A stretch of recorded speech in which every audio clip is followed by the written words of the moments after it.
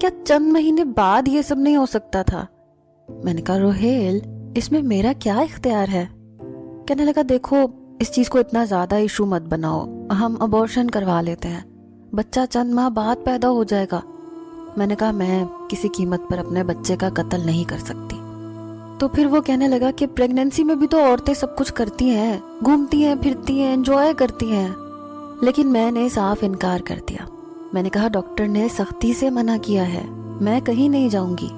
मरी के रास्ते देखे हैं, सारे रास्ते पहाड़ी किस्म के हैं, और उससे आगे सैफ वगैरह, मैं इतना बड़ा रिस्क नहीं ले सकती। कोई बात नहीं, जब हमारा बच्चा दुनिया में आ जाएगा तो फिर हम चले जाएंगे। लेकिन रोहेल का मूड इस बात पर बहुत खराब था। अगली सुबह मेरी सास ससुर ने भी हमें जाने से मना कर दिया कि ऐसी हालत में सफर करने की कोई जरूरत नहीं है। मैं उनकी बात को अच्छी तरह से समझ गई थी, इसलिए मैंने कोई भी नाराजगी नहीं दिखाई, क्योंकि वो जो कह रहे थे मेरे हक में बेहतर कह रहे थे। अलबत्ता रोहेल का रवैया मेरे साथ बदलने लगा था। अक्सर मेरा खट्टी चीजें खाने को जी चाहता, मैं उससे मंगवाती तो कहता मुझे ये चोंचलेबाजी पसंद नहीं है, एक तो तुमने मेरा सारा प्लान चौपट कर दिया, और अब तुम्हें इन गर्मियों के मौसम में कीनू खाने का जी चाह रहा है, कहाँ से लाऊं मैं ये सब कुछ? लेकिन बात मेरे बस में ना थी, कुछ भी हजम नहीं होता था। जिस चीज का मेरा जी चाहता था वो मुझे चीज रोहेल लाकर ही नहीं देता था। एक बार मैंने उससे अपने लिए गोलगप्पे मंगवा लिए, लेकिन वो नहीं लेकर आए। मेरा दिल इतना बुरा हुआ कि मैं रोने लग गई।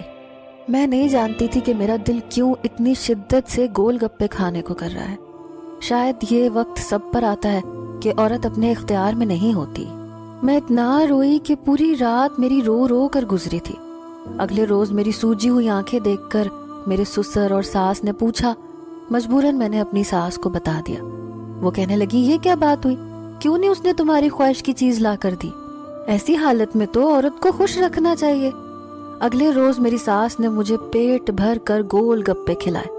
अक्सर ऐसा होता कि रात के वक्त मेरा जी मतलाने लगता। रोहेल जैसे ही मेरे करीब आता मुझे उबकाइयां सी आने लगती। ऐसे मौके पर रोहेल को मेरी हालत समझनी चाहिए थी। वो इस बात पर चिढ़ने लगता। मैं अपने मुंह पर हाथ रखकर फौरन वॉशरूम में भागती। मुझे उल्टी होती तो सबसे ज्यादा बेजार शक्ल वॉशरूम से बाहर आकर मुझे रोहेल की देखनी पड़ती। मैं बिल्कुल बेहाल होकर बेड पर बैठ जाती। प्लीज मुझे एक गिलास पानी पिला दो। बजाय मेरा एहसास करने के वो कहता मेरा दिमाग खराब मत करो, सारे मूड का तुमने सत्यानाश कर दिया है, जब देखो तुम्हें बस एक ही काम है। ये कहकर वो अपना लिहाफ उठाकर सो गया। मैं बुरी तरह हाँप रही थी। एक तो शादी के फौरन बाद